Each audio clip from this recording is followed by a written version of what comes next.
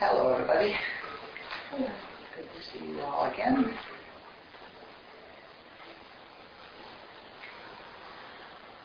There's such a good silence here.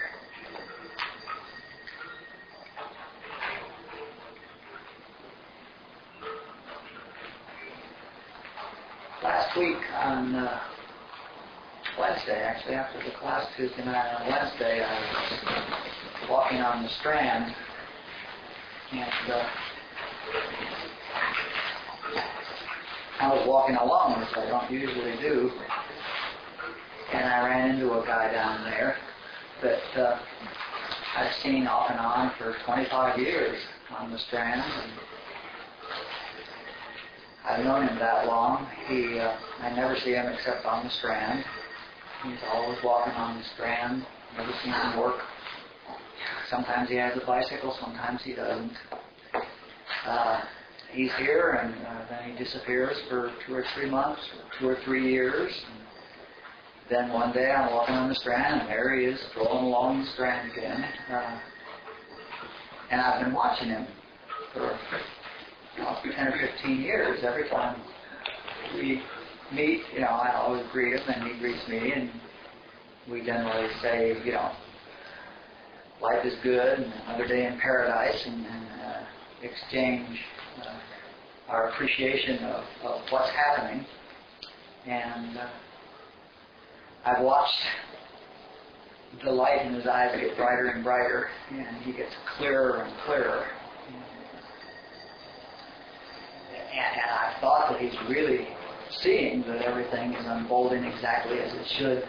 He's really seeing, how perfect everything is. But anyway, last Wednesday I was walking along, and there he was, and he said the usual thing, and I said the usual thing, and he stopped and leaned up against the railing there, and so I stopped beside him because I didn't have anyone with me. And we're looking out at the ocean, and the sun comes out. It was a cloudy day, and the sun comes out. And he suddenly looks at me, and he says,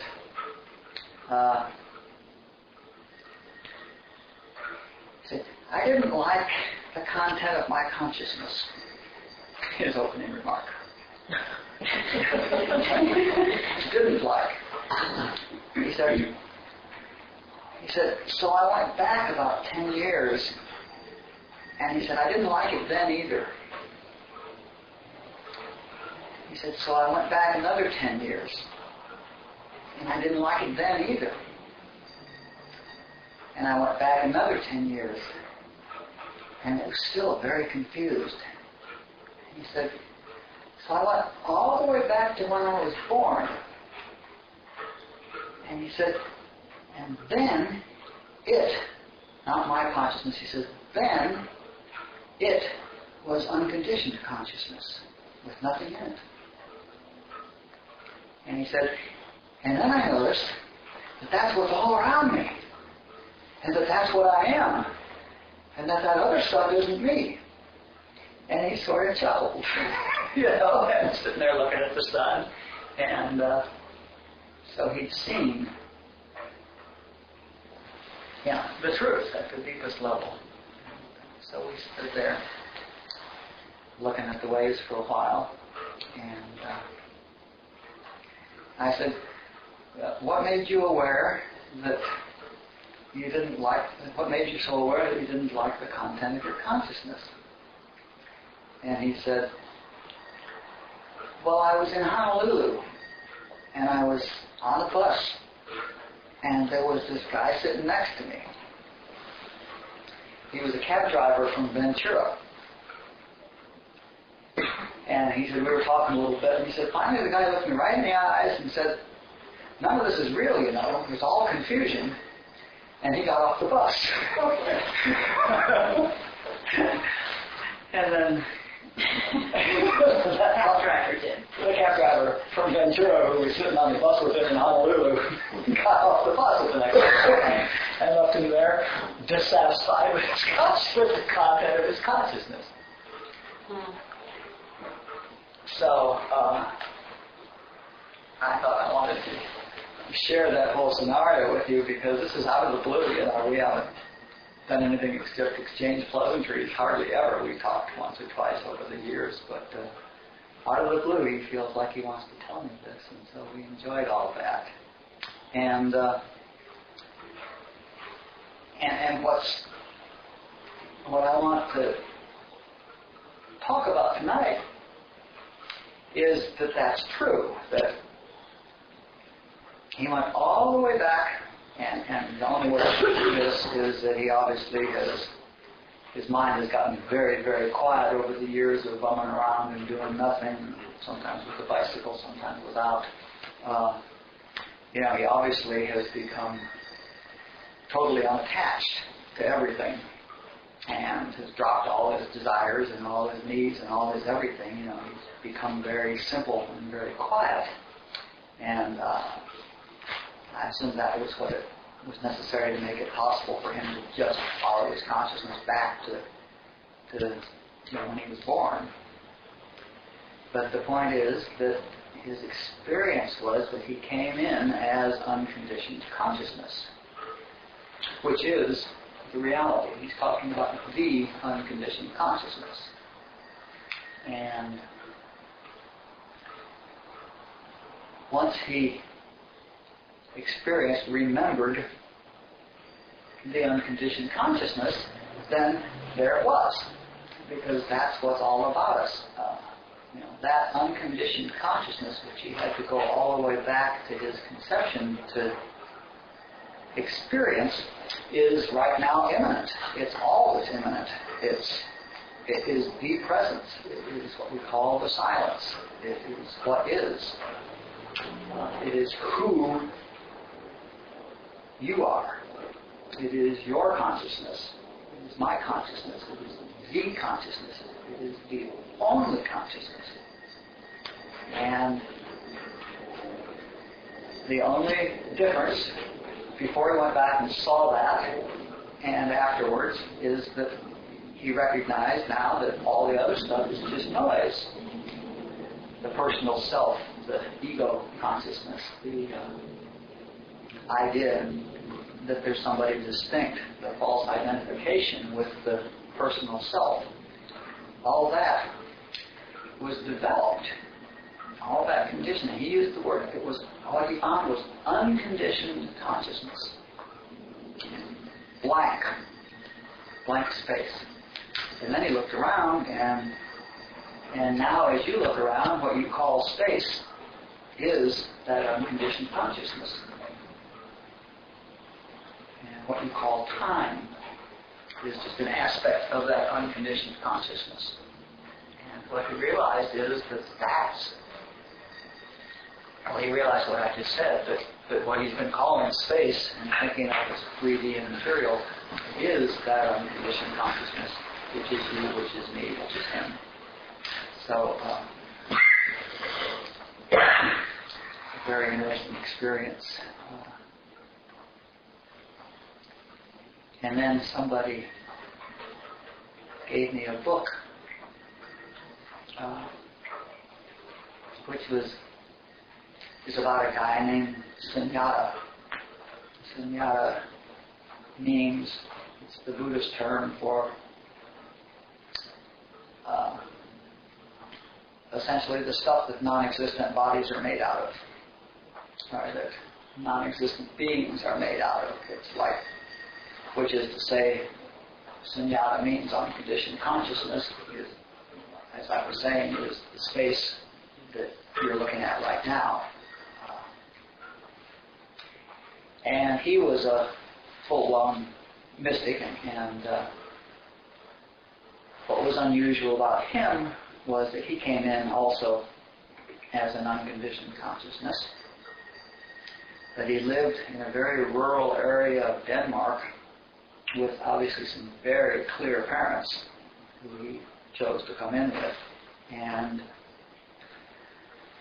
they didn't do anything as during his upbringing to condition his consciousness. His consciousness remained unconditioned. He had no personal center still at the age of 3 and 4 and 5, and he was there and conscious and able to observe what was going around him and able to talk and able to do all the stuff that normal little boys do. But he didn't have any sense of personal self because his parents were so laid back and the rural scene was so laid back that there was none of the energy that creates the sense of personal self.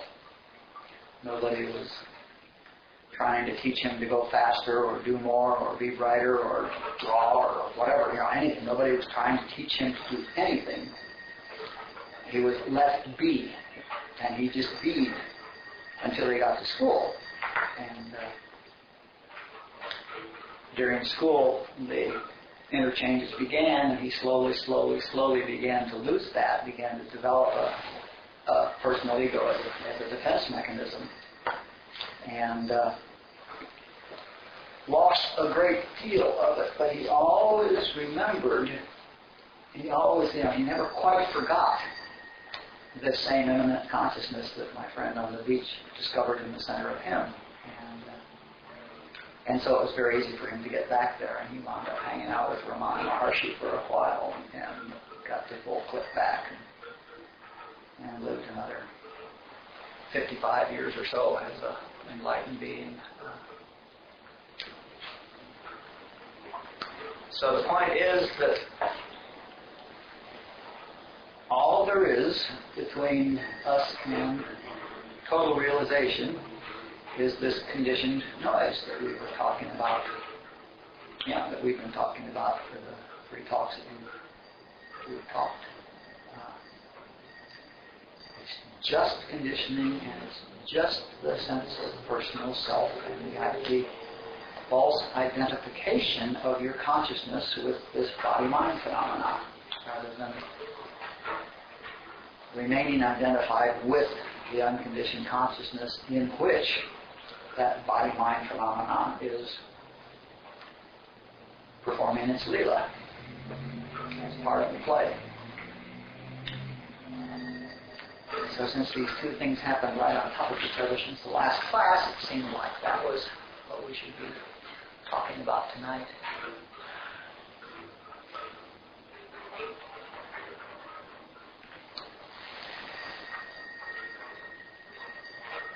So we have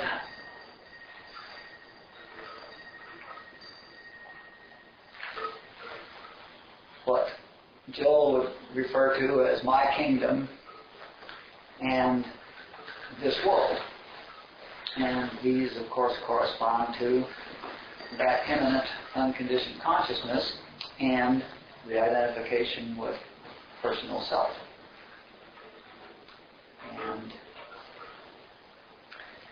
the problem, one of the problems is the problem with living between 2 worlds. That problem is that we are identified with the personal self, and we think we are this material being, and the 5 senses that we have, plus the rational mind, which is really just a 6th sense, are the only senses that we have to work with. They're the only senses that we know how to use, and these senses only can see the material world. I mean, it's a this world body and this world senses and a this world rational mind, and there's no my kingdom using those tools.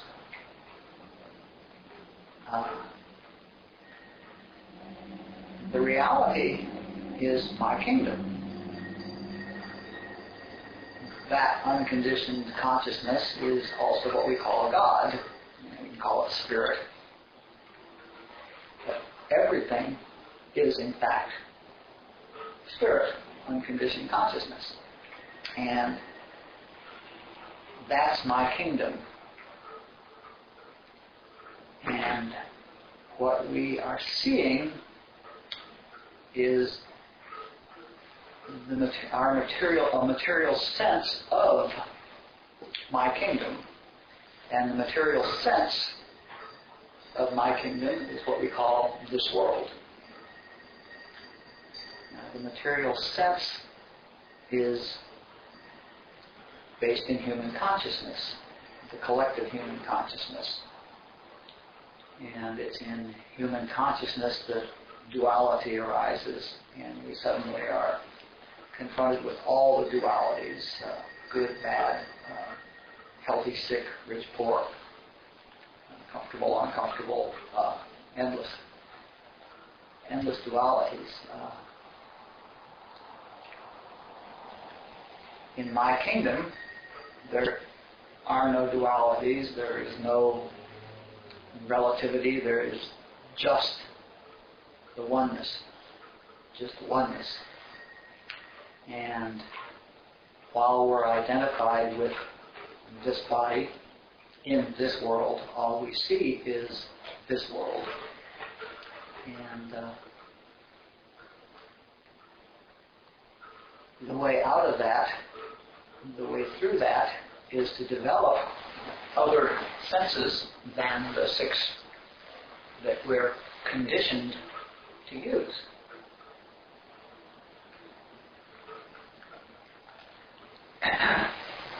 And these include intuition, like the big book recommends that we develop and learn to use. Intuition is certainly a sense that is leading us towards my kingdom. Insight and intuition. Joel talks a lot about spiritual discernment, and you'll never find out what spiritual discernment is, because there's no way to, because we only can think of senses in terms of the 5 senses plus the 6 senses that we're familiar with. We can't imagine any other senses, what is another sense? We can sort of talk about intuition because we have intuitive thoughts, but discernment is something that we all are developing. Well, discernment was what the guy on the Strand was developing through all those years as he was recognizing that all is well and everything is unfolding as it should, and that this is another day in paradise, whether it's snowing or the sun is out and there's a beautiful rainbow, or regardless of what's happening, he recognized that this is bliss. Okay? And the way he recognized that is through discernment. He was developing discernment, which is sort of a byproduct of stopping labeling and stopping seeing dualities. And we all are developing the ability to to see the truth rather than see the picture. Jesus always told us to judge not by appearances. And the point is that the appearance is the 5 sense input. And what we know through our spiritual reading and classes and things like that is the truths about the fact that everything is in fact an expression of God, and therefore the real nature of everything is God nature. And the drill, the practice of living between 2 worlds, is regardless of what you see, the leper, to realize that the reality of that is God, is unconditioned consciousness. This is what we were pointing at when we were talking about the movie, and in spite of the fact that you see a bloody scene on the movie, you can remember that the reality is flashing lights and screen. In the same way, whatever we see here, we develop the ability to remember the truth about it. And those who become very proficient at remembering and seeing the truth about the situation are the people we call spiritual healers. Jesus, to the crippled man laying on the road, what's hindering you? Pick up your mat and walk. He doesn't see disharmony. He doesn't see any lack or infirmity or anything. That's not possible. What's hindering you? Oh, you're thinking. Okay, well, get up, walk. Or restoring blindness.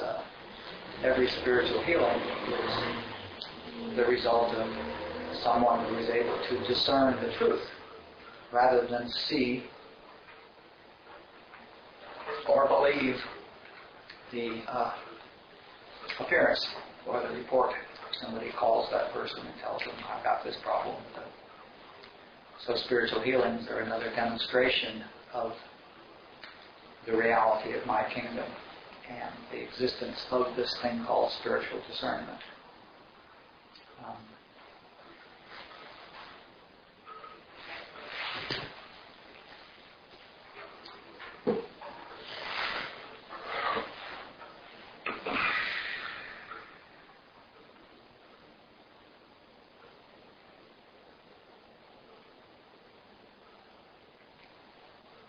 Well, I don't really see anything else to say to that.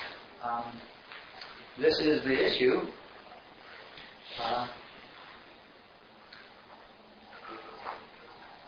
Through the practice of meditation, we develop insight and intuition, and these lead to immediately intuition, better actions, and some spiritual insight. Eventually, perhaps they lead to moments like the man on the strand had, where he saw the truth.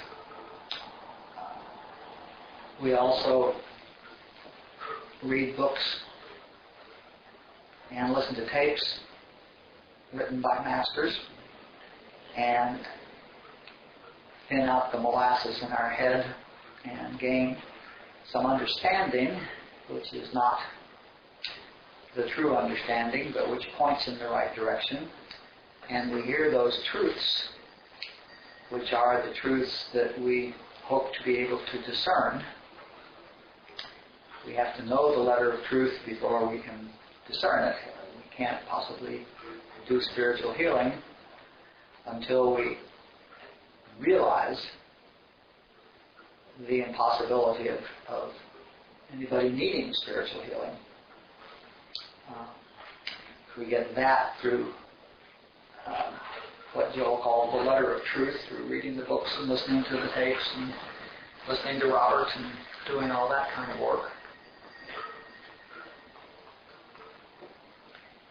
And obviously, hanging out with people on the same path or with higher consciousnesses lifts you into spiritual discernment, perhaps only briefly, but once you've seen something, you never slip back all the way, and if you've ever really seen something, you don't forget it, and that's really what you're seeing now.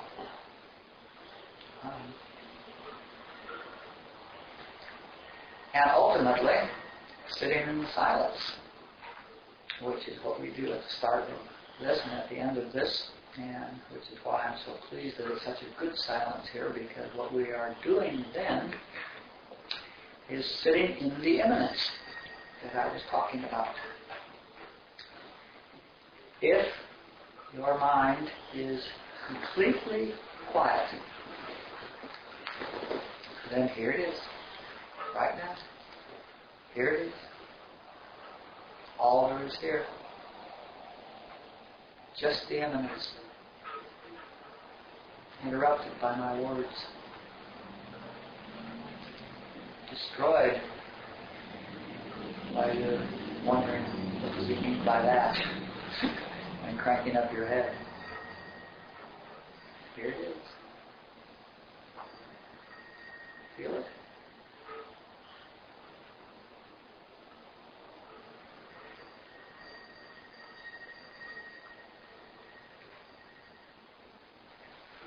To stay here,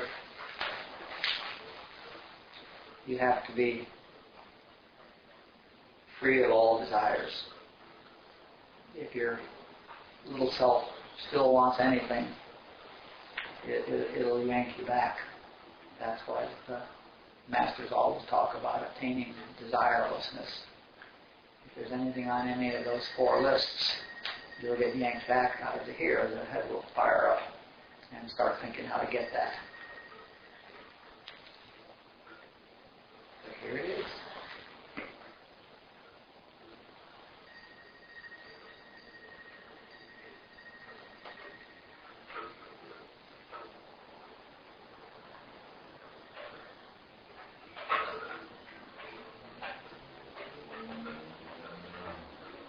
Questions? You answered it. You answered it right after. Questions, discussion, crosstalk, or silence. It seems that you have to get desireless. It's just like, for me, surrender or hitting bottom. I have to be done with getting the things that I think I want or whatever. Or seeing the futility of getting a few of them. Yeah. Desiring desirelessness doesn't cut it. Sorry, but that's not the solution. No.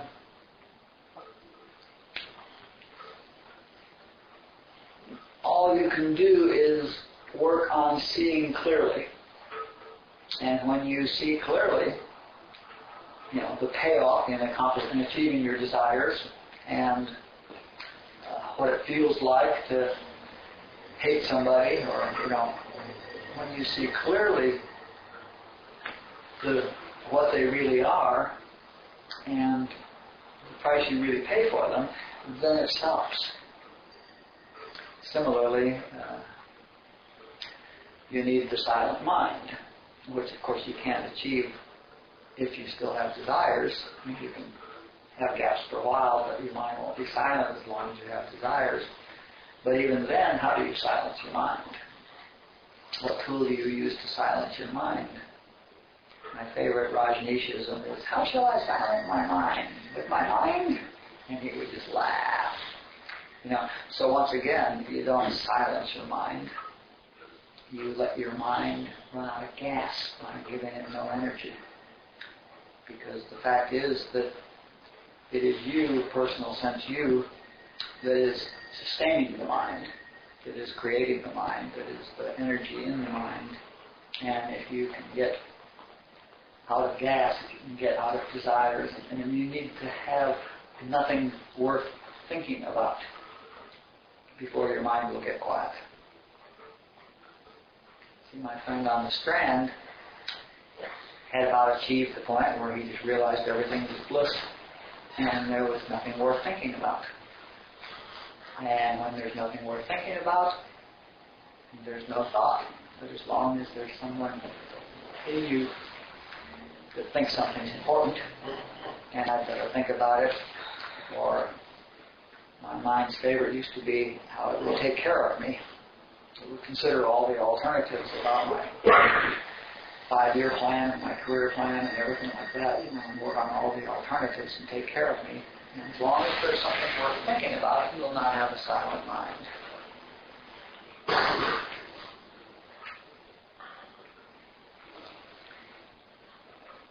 If you can get a glimpse of the reality that you are the immanence rather than the individual self, and that's just a thought, then there's nothing you could possibly desire or want or love or hate or any of that. That takes all the value out of everything.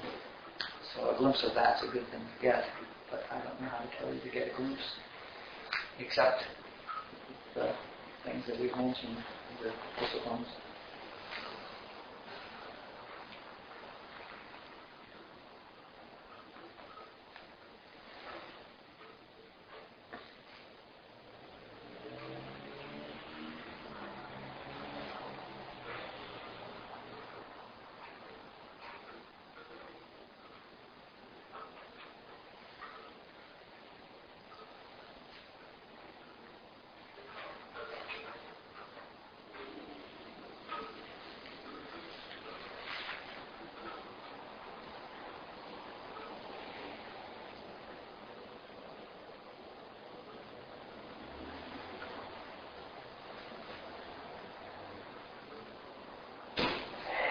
this is what I find interesting. So I quit reading and watching television. And listening to Robert and coming here. But then it's kind of like listening to the truth is not really listening to words or even speaking. It's kind of like pointless to even speak right now because I was just talking about James 3 earlier this morning. It's just we can't control the tongue. We can tame lions, tigers, and bears, but we can't tame the tongue. So it's kind of pointless to speak. And so what I've been experiencing lately, you know, some of the things he said is like we take notes, but if I take a note right now, then I'm going to have to go back to the note to realize that I don't need to take a note. But my whole problem is I'm trying to figure out how do I achieve bliss? Well, let me look at my notes. Well, that's taking me away from achieving bliss. That's true. So now I have a problem with authority. And so when I'm around authority, I all of a sudden go on this, well, this isn't really happening. So I'm looking at it from a different angle rather than horizontally. I look at it vertically, but then I'm not hearing what the authority is saying to me. They're just like Charlie Brown's teachers. Wah, wah, wah, wah, wah, wah, wah. And I'm like, oh, that was nice. And then they walk away, and I'm like, whatever. And I go on with my day. But then I start going, I wonder if they said something important. But now I start wondering if I'm going to get fired. Mm-hmm. So, and you apparently have a desire to not get fired. Right. Mm-hmm. Right. And it's just like this. Your mind is now starting to take care of yourself. Right. It cranks up again. Right. And it's the whole cycle. That's right. So it's like when I'm like in doing the look up and triangle thing, which I do a lot. I guess when I start looking horizontally is when I start getting all that concern.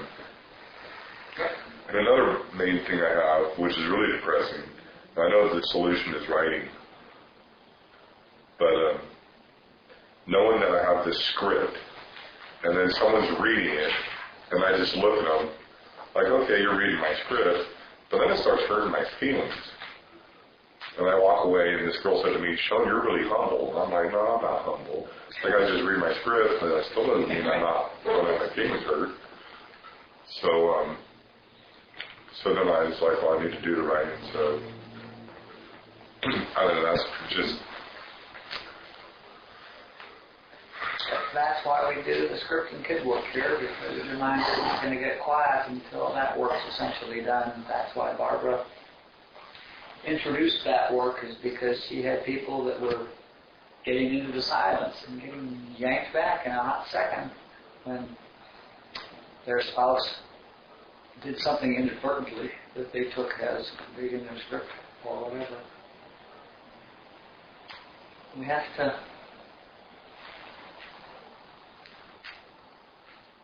But we don't have to necessarily go through the script work and tear up the script. I mean, pure revelation will resolve that too, but we have to see absolutely clearly, down to the center of us, the truth about something. And when we do, it's gone. The script class and the script and the kid work is all about, and relationship work and all the work we do here is all about raising our awareness of what's going on. And your awareness is obviously raised, but because you recognize when your script is being read. But if you could see, if you had a moment of clarity where you realize all the way to the very core of you that it's just script, and that the script has no basis in reality, and that they're powerlessly reading your script, and that they're doing the best they can, and that you're doing the best you can, and that you've always been doing the best you can, and if you could, all of these things, if you could just see all of this totally in a moment of clarity, it would be gone. Or we nickel and dime it to death, which is the way most of us have to do it. But that's it. If you could see the script clearly, the script is really ludicrous. I mean, all of us know enough truth to know that the script is based in, there's no truth to the script. There's no reality to it. And if they really think so still, there's no reality to it, and it has nothing to do with me, and, there's no impact, and I know who I am, and if we could really get all of that and get it down here, then it breaks. Then it's gone. All you have to do is see it clearly. But we don't know how to trigger that moment, how to, cause that moment of clarity. And so we come to the class and get clearer and clearer and clearer, hopefully, and it diminishes, which is usually the way human beings do things.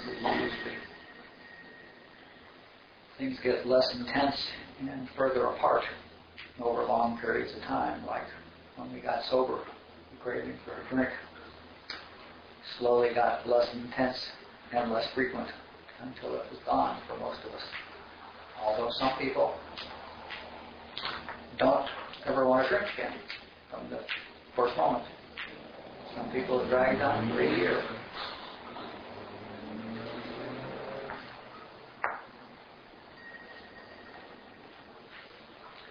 So talk about unraveling. You tell the story about this child who was parented without conditioning. And I think about 17 parenting books I read about giving your child a strong sense of self. Yes, exactly. In an effort to create happiness for them. Mm-hmm. Which seems to be inconsistent with not conditioning them. Mm-hmm. And my whole world becomes well, first of all, the kid chose you for his parents to get exactly what he's getting from you, which is exactly what he needs at his stage in spiritual development. This guy was undoubtedly a real clear mystic in his last life. And he came in this time highly, highly, highly tuned, and therefore selected the two parents who were simple farmers who were so laid back. I mean, these people are just wandering around, stupidly in bliss, not knowing any better. I mean, these were not. What I'm saying is because of where he was at, his vibration, the level, the rate he was vibrating at, he naturally found the parents who would provide what he needed, as Reese did, and as this one in Giselle did. And obviously they're ready for, a real level of truth. And that's it. And somewhere intuitively, I hear that the best thing you can ever do for anybody, your kid, your sponsee, or whoever, is to grow spiritually, right? Develop your own self spiritually. Wake up a little bit more. Right. Mm-hmm. So intuitively, I get that, and of course I'm doing that. Mm-hmm. And there's a lot of pressure in the world to help people develop a good sense of self, which has never brought anybody happiness. Mm-hmm. I mean, we spend years developing a good sense of self, and then spend years trying to surrender that sense of self in order to find God. And the reason I brought this up tonight was that this guy here's a man who died at 93 or 94 because he was hit by a car. I mean, the guy was fine.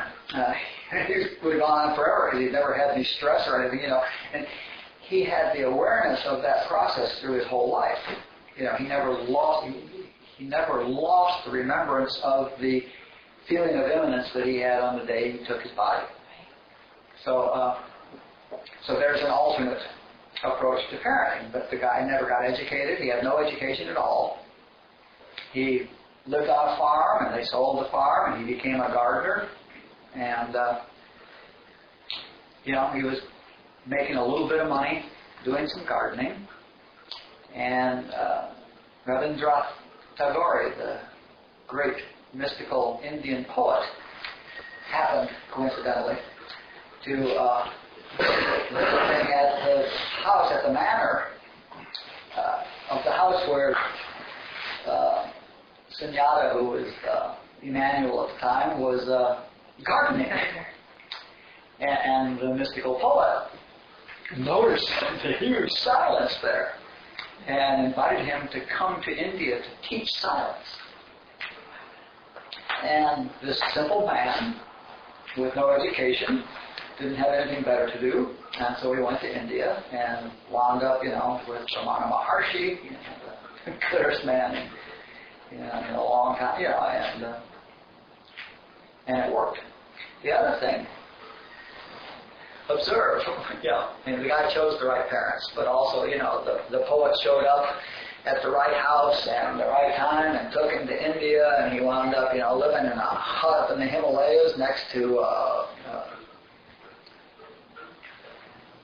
Anandamayi Ma, the great female saint, Anandamayi Ma lived in the next hut to where he found his hut, and some great lama was down the hill, and they hung out together, and he wound up with Ramana. All this happened, and here's a guy who got to the 7th grade or something like that, and didn't have any reason not to go to India, so he went to India. Didn't have any reason not to go to Ramana, so he went there for a while, and then he had a final click there, and didn't have any reason to stay there, so he went back to the Himalayas, and finally at 85, somebody from the Alan Watts Society up in Santa Barbara or something showed up in India and brought him over here, so that he could teach here for 6 or 7 years and get run over by a car, and do you see how much he had to do with that? Yeah, not a plan. And this guy that I'm talking to on the beach, what did he have to do with this taxi cab driver from Oxnard sitting down in the bus next to him in Honolulu and saying unsolicited that statement before he got off the bus? You see that it's all working perfectly, and it's going to happen, and he's going to get exactly what he wants, and there's nothing you can do to cause it or prevent it, and it's just, it's all working exactly perfectly. One thing about nobody has anything to do with it, and there's no need to do anything. One thing with the predetermination is because I've been watching the movie from externally, and it's like, okay, well, that was, or I would do that. I look at people like, a lot of times I look at people like, I'd say something stupid like that. Like in a meeting, that was certainly a stupid thing to say, and I would say something like that, or that's brilliant, or I look at you and I would say whatever you just said. And then I look at relationships, like the relationships that people are in here, and I'm like, the best I can do is get some girl that's going to call me retarded. Which it seems funny, but it's like painful because I feel like, all I get are these script readers that are just like mean. And then I start thinking, and my parents are just wonderful people. And my friend Robert Hecker, growing up, he was like just this kid, and they were the poorest people. Being raised in Hermosa, everyone has money. But they were like the poor people. And then he ended up being in this punk rock band. I got in touch with him recently, and he's just like, and everything's always been wonderful. I went to kindergarten with this guy.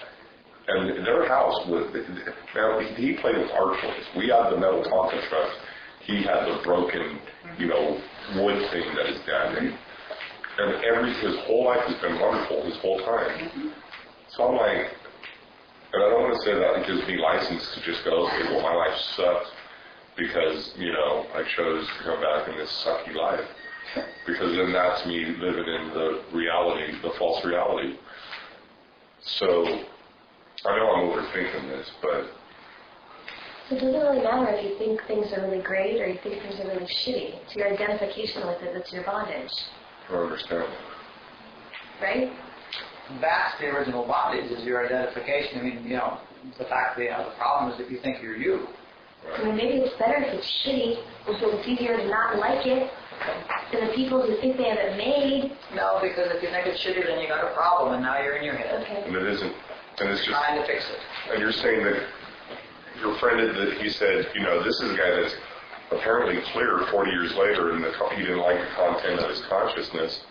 And I'm like, recently, I had a clear moment in my life. Last year it was, ooh, a bird. And then now it's like, watching Anne, because I watch Anne a lot, because I sit across from you guys. Anne never says anything, so I don't know what the hell's going on in there. Until I come here, and then she says stuff, and I'm like, oh, okay, then she's not as, she's not this, guru walking around. Not yet, anyway. And, right. And so it's like, I felt like ever since I was 4, I've had these bad feelings, I hear you. So work on experiencing the immanence. Work on feeling the presence.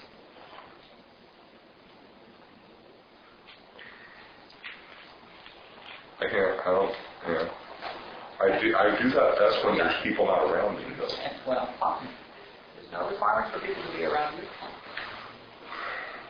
And like the fellowship, I just don't want to be in the fellowship anymore. I'm not saying fellowship of any particular, I'm just the fellowship of anywhere. I just want to be by myself. And? For a while. So? Well, I don't know. But then when I find myself in the fellowship, I'm like, this isn't happening. This is, now, like right now, I'm sitting in this room, and this is just, 10 years ago, this would not be the outpicturing of my consciousness. Okay? And my apartment, I sit in there, I just rearrange my furniture, and I'm sitting I do my meditations at a different angle in my apartment, and I'm like, whoa, it changed. Because I opened, like after about half an hour, I opened my eyes, and I'm like, sitting over here, I usually sit there, so it's just the whole frame by frame by frame. That's what I like. I like being in that frame. But it's when I'm participating in like the actually rolling film, that's when I get all involved. Mm-hmm.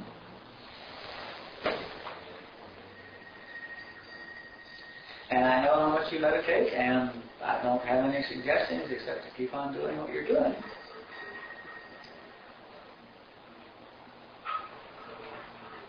I guess to the predetermination. What you're doing is perfect.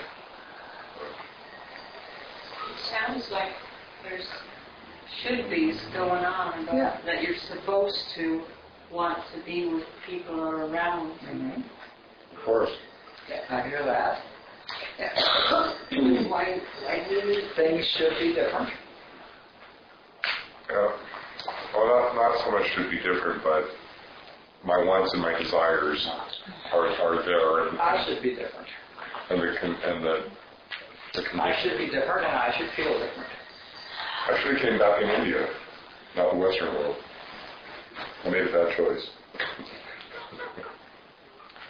Crazy people in India. What choice?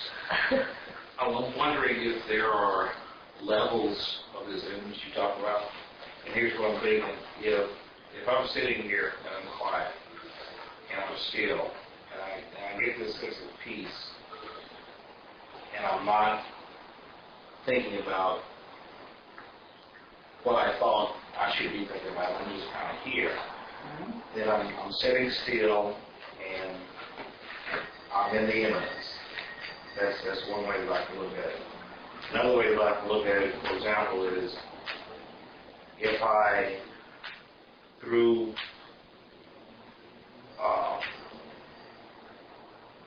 what I've been exposed to, what's around me, what's caused me to think the way that I think, that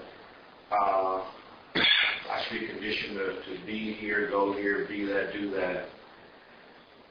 And that's one force that's kind of pushing at me. But in the midst of that, I can stop and say, well, I may not have this, that, or the other, but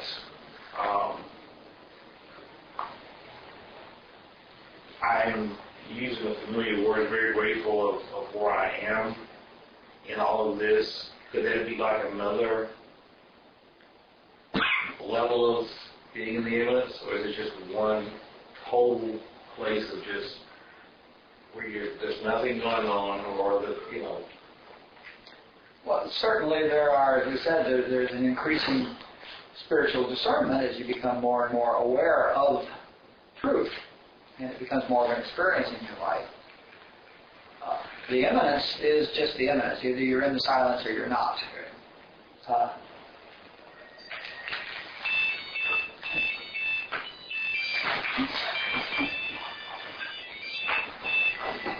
That was bound to happen. This old man. Into It's your song. Now the silence is the silence, and when you're in it, you know it. But there are lots of other feelings that are much more spiritual than material, and there's a real progression from totally material consciousness to one that, as I said, was with intuitiveness, or one that knows the truth, or your experience changes. Your world gets, as your consciousness grows, as your understanding grows, your world changes, and you start seeing. For instance, you look at the people you sponsor, and realize that they're doing exactly what they need to do in order to, and that they're on their spiritual path, rather than seeing some horror story. Okay, and there's some progress in your own spiritual discernment when you realize that this person is exactly where they need to be to grow spiritually. As we lose the focus that the purpose of all this is to retire fat and wealthy with a white picket fence, and become aware that the purpose of all this is to grow spiritually through whatever means it takes to grow spiritually, then we start seeing everything quite differently, and we see what used to look like shit as grace. So if I can totally allow you to be you and who you are, then I have the freedom to be me. In that same, that's what that sounds like. Yes, absolutely. And you can't do one without the other.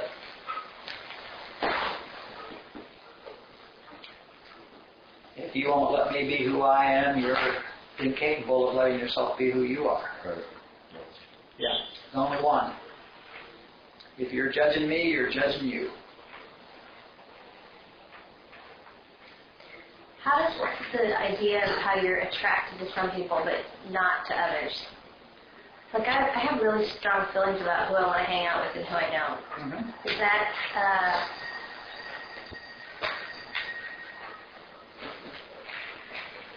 that desire? Yeah, sure. Well, you don't hang out with anybody you don't want to hang out with. I know that's right. Yeah, but I don't ever. And some people want to hang out with you that you don't want to hang out with, and you hang out with them, so Yeah, They don't come around me. I do. Yeah, no, I don't.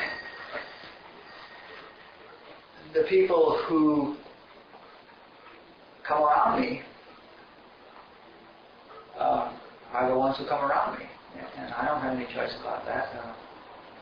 I don't hang out with anybody, is the truth. The reality is I don't hang out with anybody. And what I do is walk with the people who ask me to walk with them. And, love all the people that come around, there's 90 people coming into the classes starting next week, and I don't know whether those are all people that you would think that I would want to hang out with or not. I don't know if any of them want to hang out with me. That's not. hanging out is not part of my experience. I dearly love everybody that was in the all three relationship classes. There was nobody in any of those classes that I don't really love, and don't really see that everybody did as much as they could and the very best they could, and I take great joy in it.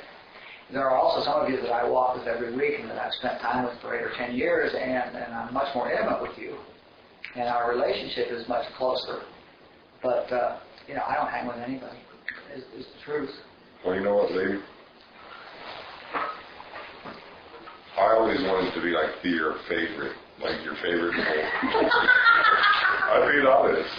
And it hurts my feelings, which don't exist, because it's like, when these women come in, I want you to cuddle me and go, oh, and I was just thinking, it's okay, Sean, it's going to be all right, but you don't. And it's like, I have to go to the cross and cuddle with Jesus and stuff. And I do that. I mean, but it's like I feel like I sit there and look and I'm like that. And this isn't script. This has nothing to do with you. Because it's the same thing. I used to call myself the body is Christ, His fingernail clippings. I'm a part of it, but I'm separate. It's the same. It's the same thing, And there's times when it's just that false belief in the separation of God.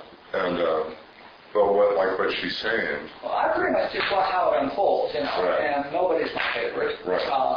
A lot of people, or some people, hang out with me a lot more than others. But then that just means that they come over and walk with me, and they've asked to. Right. Others don't, and they don't. Some people are intimidated by me. I can't imagine why. Some people are afraid of me. I can't imagine why. Right. But, I don't... And some people can't get close to me because I don't come up to them. But I don't come up to anybody, initially. The people that are supposed to be here are here, and they find their way here. And I'm like... Greg calls and I don't know who should be here and who shouldn't. I don't know who should come to meditation. I don't announce classes. I don't announce meditations. I don't announce walks. I don't announce anything. And the people that come. And if it's true that you get lifted by hanging out with people that are higher than you, would it also be true that if you hang out with people who are steeped in materialism and their own bullshit, that they drag you down? Yeah. Well, those are the people that I don't want to hang out with. Right. I don't have a problem with who you want to hang out and who you don't while you're wearing a body. Yeah, I don't find myself hanging out with depressed people or angry people either. Okay. But as long as it's impacting you, then you probably want to avoid it. You can't just go pure. Are you fun? And for instance, I did hang out with Robert. There was no question. When Robert was around, I hung out with him every minute I could. Yeah.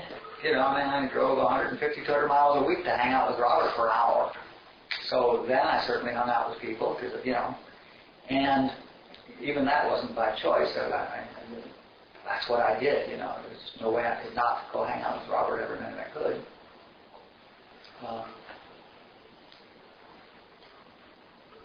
And I certainly don't go to places where, I don't seek out places where people aren't high. I hang out with high people. If somebody comes around that's really clear, I enjoy being with them. But even that doesn't happen anymore. I'm no longer looking for a guru. But this thing keeps coming to mind. I think it's the 3 vehicles that he talks about after the 4 principles that says you have this strong desire to be alone. Mm-hmm. That keeps kind of coming up for me. Yeah. And I almost I have to work really hard at it to carve out quiet time alone for myself. Sure. But it heals me. Excuse me for a minute. I have a strong desire to take a pee.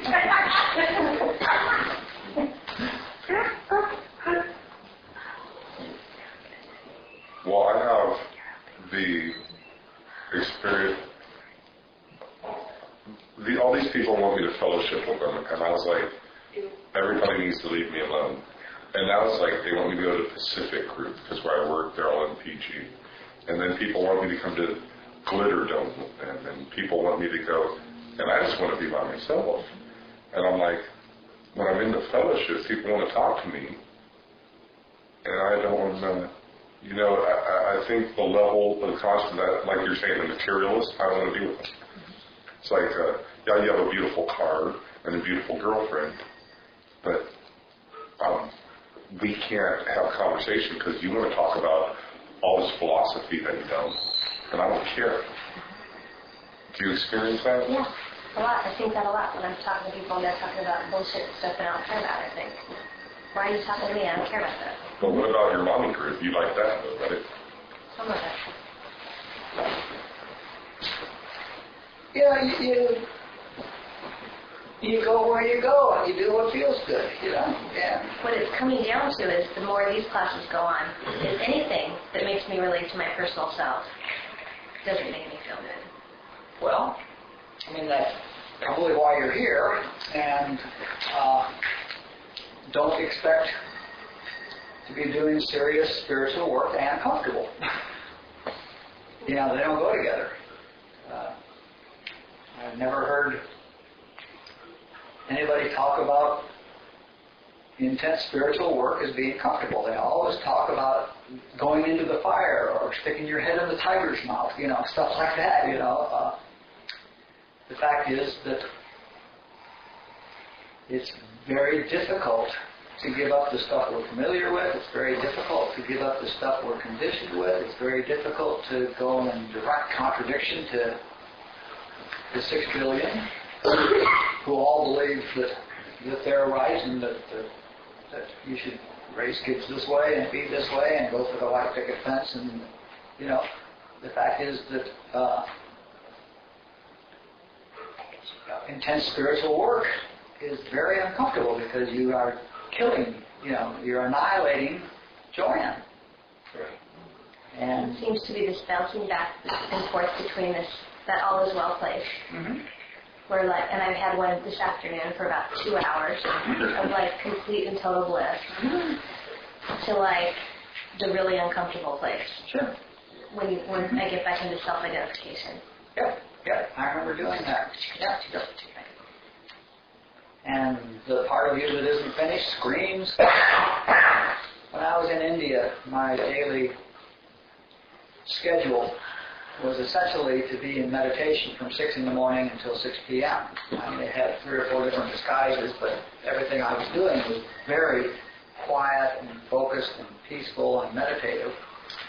And the last thing I did was Tai Chi in the evening at sunset. Beautiful Tai Chi, rapturous Tai Chi, watching the sunset in India, you know, and just blissful, smooth movement. And it was over, and I'd walk out of the house, and I could kill. I was in such a rage. Whoa!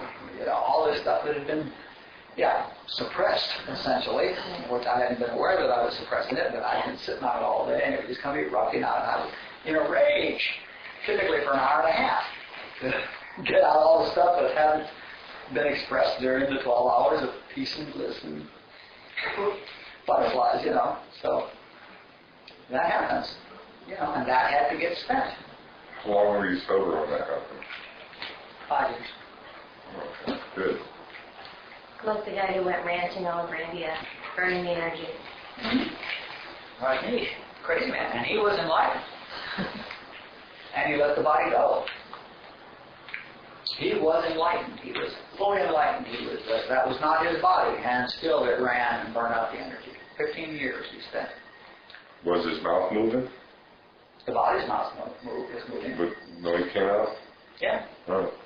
Sure, giving talks and, you know, insulting Mahatma Gandhi and Nehru and the Prime Minister of India and rabble rousing and, you know, just calling it the way he saw it.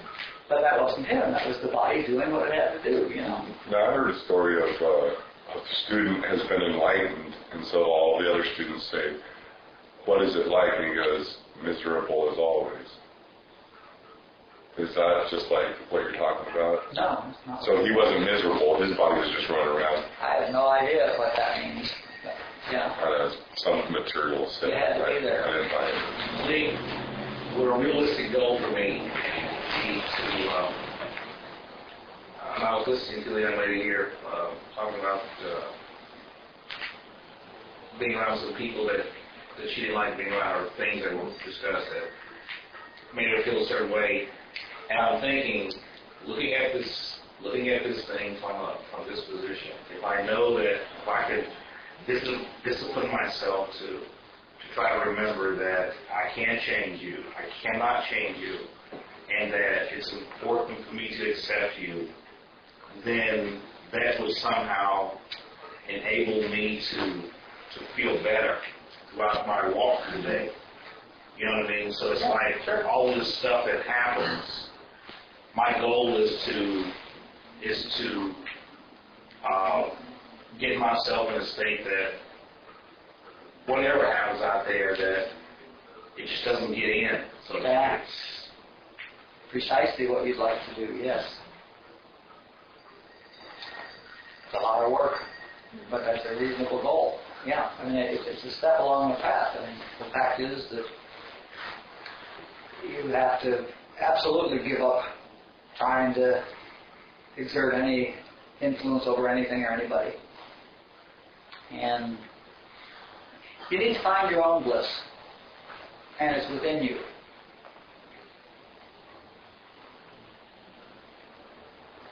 Nobody out there is cause, and nobody out there is source. One of my challenges that I realize that I face and know that is a big challenge for me and always has been is probably due to conditioning through life is I can get into a very serious self-pity and low self-esteem mode. Mm-hmm. And that's real direct for me because I feel it. Mm-hmm. You know, it's real internal, and I feel it. It hurts a lot, you know, and I'm trying to see, you know, and like I said, some of the information that I've, you know, been told and have tried to practice in life is again that, you know, trying to accept other people. But over and above that, I've heard the phrase from a man, an old my sponsor. He says, if you want to feel esteem, do esteem blacks. You know, mm-hmm. I think about that. I don't always do that, but it's really important. I think, I want to feel good about me. You know, and it's not about you and what other people are doing, but somehow, so severely, everything that spins around me affects me. You know what I mean? Sure. Maybe I just answered my own question, but maybe I'm looking for more tools to try to feel good from within. Okay. It's real simple. First of all, do the 12 steps. That'll clean up a great deal of stuff. And without doing the 12 steps, you haven't got prayer. So do the 12 steps as thoroughly as you can. And that will get enough of the house clean and enough of the shit out of your head that you can get quiet. Begin to get quiet. And also, simultaneously, start a practice of meditation and a practice of reading sound spiritual material and a practice of going to hanging out with spiritual consciousness like you're doing tonight with people that are like-minded and like you do when you go to the 11th step meeting and hanging out, in places where the consciousness is good. And then trust the process.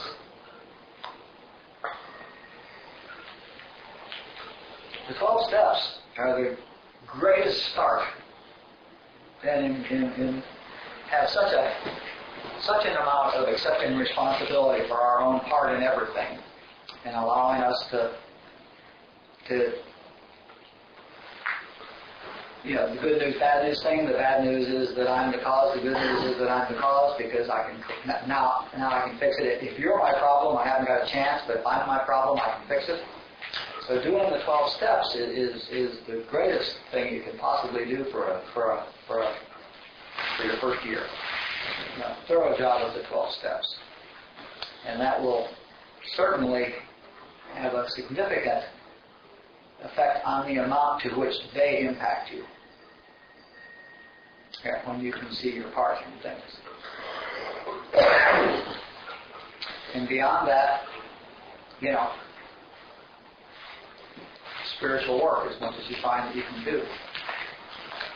Because growing spiritually is what it's all about. Peace.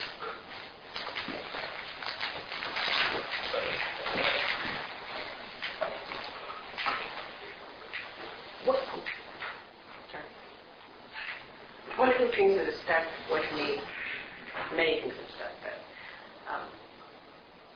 you said that your outfit training is a direct correlation to your consciousness. Mm-hmm. So it was funny because when both Sean and Joanne were talking, I was thinking about when you were saying certain people, you hang around with depressed or angry people because since you're not bringing it to you. Is how I internalized that based on stuff that was said. And I've noticed for myself that I have been around more people that are depressed because I am in my life. Mm-hmm. And it was funny because I was starting to take stock. I'm thinking, certain family members and certain people that I hang with that I spend more time with, where I have been around the people that I think are probably healthy, not depressed, whatever you want to call it. And there's a lot of shame because I'm ashamed of where I am in my life and all that kind of stuff. So I don't know if I'm asking a question. I'm just putting out there that I don't know what I was getting with where I was going with this, but it's just some of the conversations I was talking. I was trying to figure out just how much of that was because I see a time when I really enjoy being alone, but I don't know how much of that's isolation or depression versus. Yeah, we have to check your motives.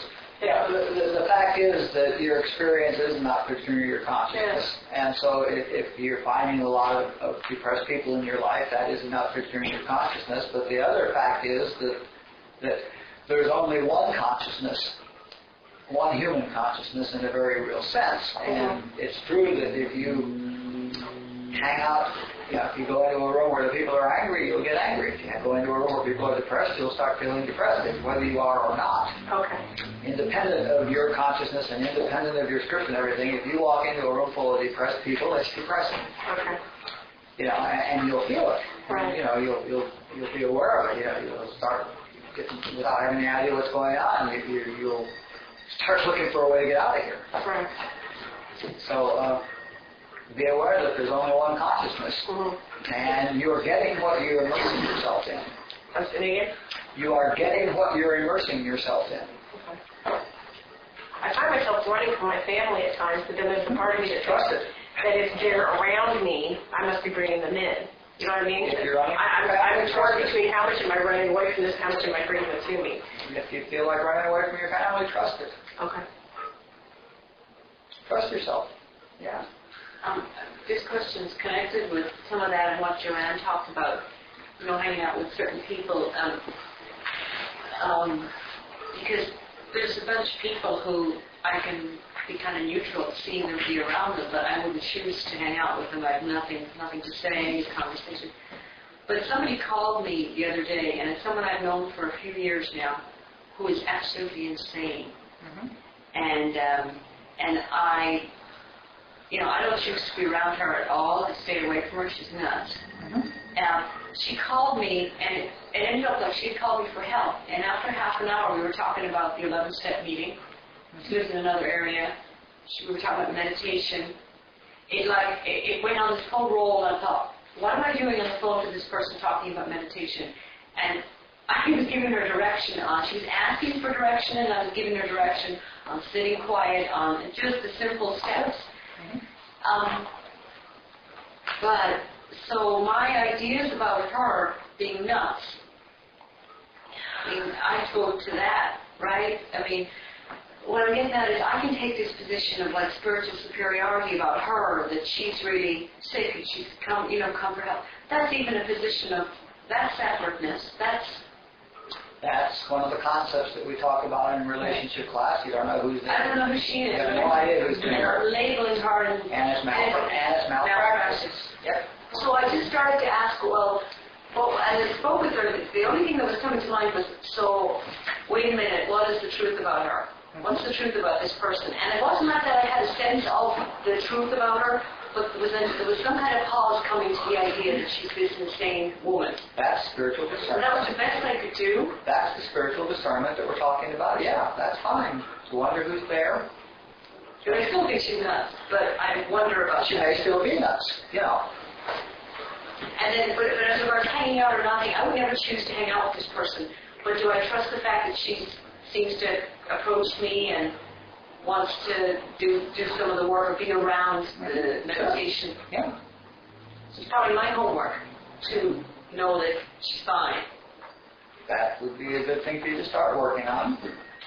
To know who's really there.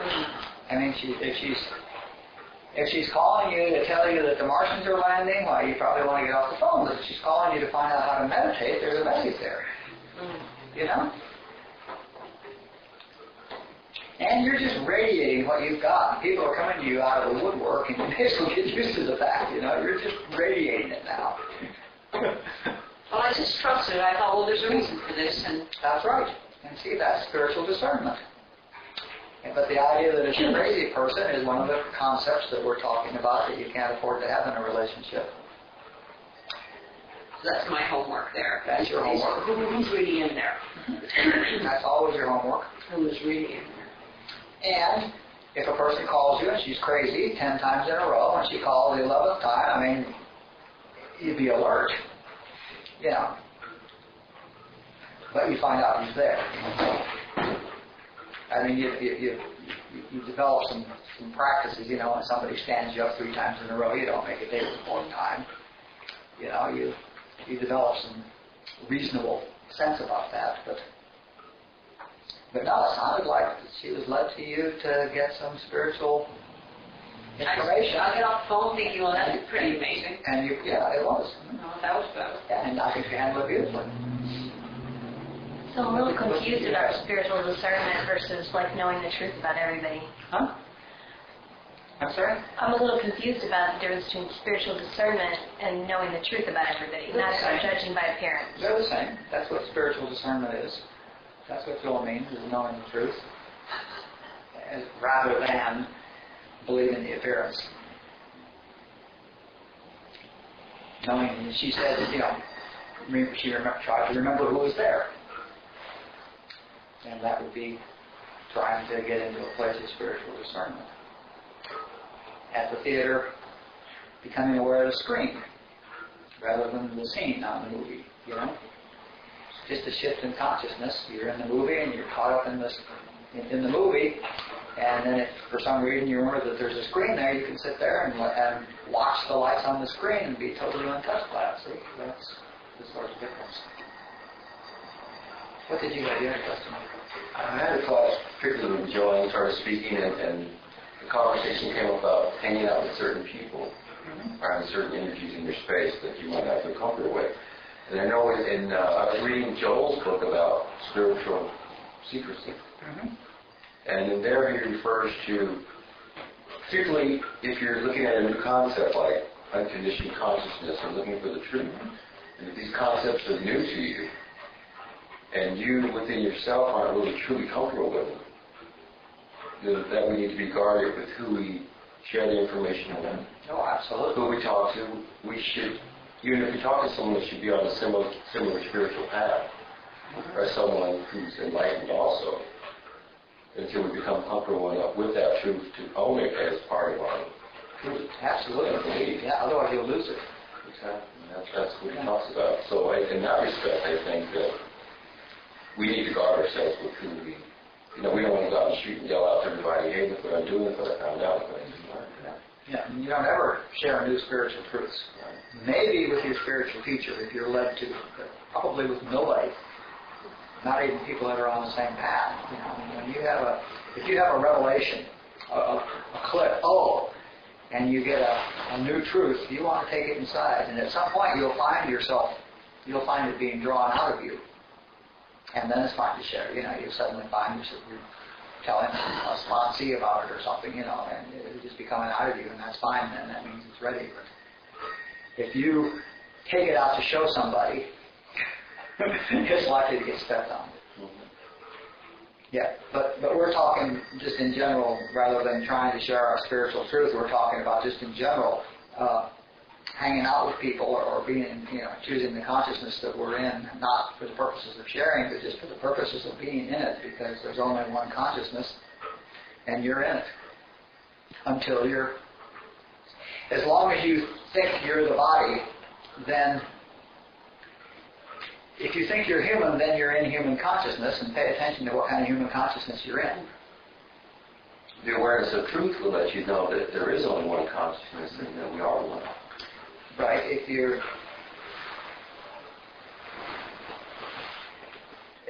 depends on which level. The awareness of truth puts you at the spiritual level, and then you're bulletproof.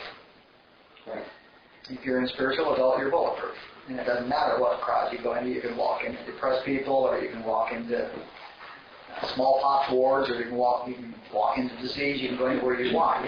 Fire can't burn you, water can't drown you type if you're in spiritual adult. If you're human, then you're available for human consciousness. And you'll be picking up that. So, know who you are moment to moment. Don't we have to condition ourselves to have an unconditional response to the truth? If there's a yourself, you don't have it. If there is, you can't do that. If there's a yourself, then there's not an unconditioned response. See, you can't condition Greg to be enlightened. There's either Greg or there's enlightened. Well, if we've been conditioned to these beliefs, false beliefs, that we've been conditioned to program for our entire life, and now we have an awareness of truth. Bingo, truth. Okay, lights off. Now I have a whole lifetime of what I thought was the truth, which now is a lie. So wouldn't I have to recondition myself? If you've seen the truth, it's the truth. If you go through your entire life thinking 2 plus 3 is 5, and somebody shows you that 2 plus 2 is 4, and you see it, look, 2, 2, 4, and you get it, then it makes no difference how long you thought 2 plus 3 was 5. The fact is it's done. You don't have to condition yourself to 2 plus 2 is 4. It's 4. Once you know it's 4, it's 4. It's done. There's times you mentioned like spiritual workout. Now, if you're spiritually conditioning yourself, that's when the light is not on. That's when the light is coming on. You say, if you see the light, and I say, if you see the light, it's done. You say, if you're starting to see the light, I say, yeah, we'll get back to the gym and work some more so you'll see a little more light. Yeah. So there's that process. I think we're just having a word game. But, if you see the light, that's it. One click and it's it. I did my kid work in 20 minutes. I saw, and it was done. And I didn't have to go back and do it. It was before I even knew there was such a thing as kid work. So I just heard that whole thing is duality. Like if I'm seeing somebody and I'm believing that they're all steeped in materialism and I'm thinking that they can pull me down, I'm I'm in personal self and I'm in duality. You're steeped in you're steeped in materialism and you're pullable downable. Yes. So it's not about avoiding those kind of people, or it's about stopping identifying with the pull downable self. Yeah, that's why this topic came up tonight. I mean, the point is, and it's a workout, but the point is, don't believe the appearance. Just another one of those things like you've been dealing with for months now, once again, how do you have to be alert every second to not get caught up in it. Right. And of course none of us are going to be alert every second, so we're going to get caught up in it. And the game is, how much time can you spend alert? And how quickly after you get sucked in can you remember truth and get back out? And the fact is that over time, we stay alert more and we get out quicker. Okay? That's what I was referring to the reconditioning. Mm-hmm. Get out of that. Right. That's true. That's the way it appears. But what confused me is that you said if you've seen the light, Okay. and if you've seen the light, if you've had the revelation, then there's nothing left to be done. You can be completely eliminated. You can become enlightened that fast. It doesn't happen to most of us. Most of us have to claw our way forward, which is what I mean by the spiritual gymnasium. Robert sat down to a math exam and never came back. He dissolved into the universe and lost any sense of personal self. You know Robert's reference to the seeker, the disciple, and the devotee? Yeah. How would you know which one of them you are? If you don't know, you're a seeker.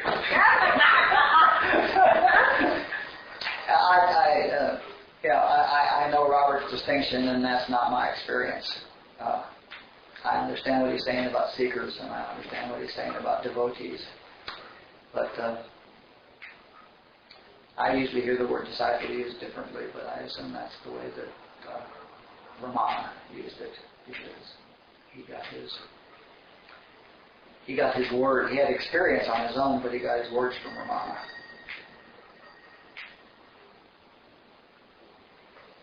He uses the word disciple to a person who's found a particular teaching, whereas most of us use the word disciple to refer to a person who's found a particular teacher.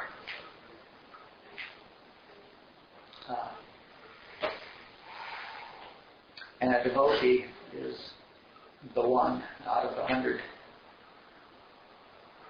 disciples who is dropped,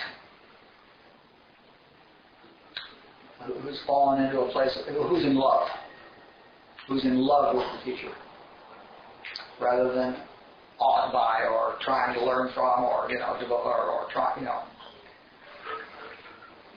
If you're trying to get it from the teacher and you're trying to figure out what he's saying, you're really there studying and you're doing all that sort of stuff, you're probably a disciple. If you're just sitting there in the corner and you're just in love with the guy and you don't give a shit what he says, you're just there in the space, then you're a devotee. Did a devotee teach? Teach who? Teach somebody else? Maybe so, maybe not. But you're a devotee of your guru. Really, you're a devotee of yourself. And the self, yourself. But, that's a gift, that's grace. And not many are devotees. Most of the people at the satsang are seekers, and a few of them are disciples who have found the right satsang, but very few are devotees. Can I bring you back to something that we were talking about, just the whole issue of the people you're not picturing and people that are in your life and how much you're bringing them into your life. Anne said something that made me look at it completely differently, but I'm struggling with it right now in terms of what my heart is and isn't. And when she talked about her experience, the people I was talking about that I felt like I was running away from, aside from my family. I mean, I can name 5 or 6 people right now, and it's a couple of family, a couple of old boyfriends I haven't talked to, who are calling me, wanting to get in touch with me, and I feel this, how do I describe it? Almost like a stalking. I don't know how to, it's like I get a call and I haven't talked to this person in 5 years and I've got 4 phone calls inside of a couple of days with nasty messages, but, it's either anger that I haven't called back or guilt trips or this drama. And I'm like, here, not even involved in it. And like going, you're just creating this whole little thing that I'm not even in. And I started to realize I've got like, like I don't call it, I feel this need to suck something out of me, so I don't want to call them back. But I just realized in what Ann said, I've got like 6 or 7 of them. That sounds like script. Yeah, because I'm not even talking to them. I mean, Sounds like script. really, so I'm putting out there that, okay, You're reading your script? even though I'm not even speaking to them. Don't need, Simple fact that I'm not calling them back. don't need to speak to somebody to radiate your script. Really? Yep. I mean, there's this one, I haven't spoken to this guy in 5 years, and he called one day 4 times and left a message. Why the F do you have a cell phone if you don't answer it? And I was somewhere else, but I wasn't near my cell phone. I got these 4 messages a day later. And I haven't even seen the guy. That's true. It's just that strong. That's true. Okay. Where it's like I'm not good enough, I'm doing it good enough, is that kind of the thing? Well, no, I just was like, I got these messages, I'm like, you freak, I don't want to call you back. I had no desire to speak That's to you. sanity. I didn't have any desire to speak to him, and then I got another message, I tried to write him an email saying, I don't know what's going on in your life, but I don't need this. Because it was like nasty messages, and I'm like, and I wrote, when you, I mean, I literally said, when you pull your head out of your butt, then give me a call, But that's the sanity, is not calling back. Because I started to think, am I making it worse by not calling back? I don't know. It's script. You make it worse by not working with your kid. Okay, That's script. That's what I need to hear. Yeah. Okay, The minute there's 2 of them, you know for sure. yeah. My old one asshole rule. Okay. There's only one asshole in the entire world. If you see 2 assholes, you're the asshole. It also works for script readers. Right. But honestly, in a number of communications, I'm like, I couldn't figure out what I was doing because I hadn't even spoken to them. You don't need to speak to people. All right. Wow.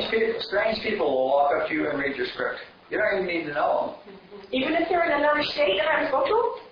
I mean, this guy lives in another state. It's in San Diego. Or you're in a restaurant and somebody you've never seen before in your life will come over to you and read your script. Right. But somebody can read it that far away? I mean, it radiates to another planet? What? Sure. Okay. Lord. Man. Okay. It's only one consciousness. It's just, I mean, it was I'm glad I can do something about it. It's my responsibility that I can change it, but it frightens the crap out of me that it's that strong that I don't even speak to people and they're reading it. Please. Let's just work in this one. Okay, thanks. Oh. Well, let's get quiet. It's getting late.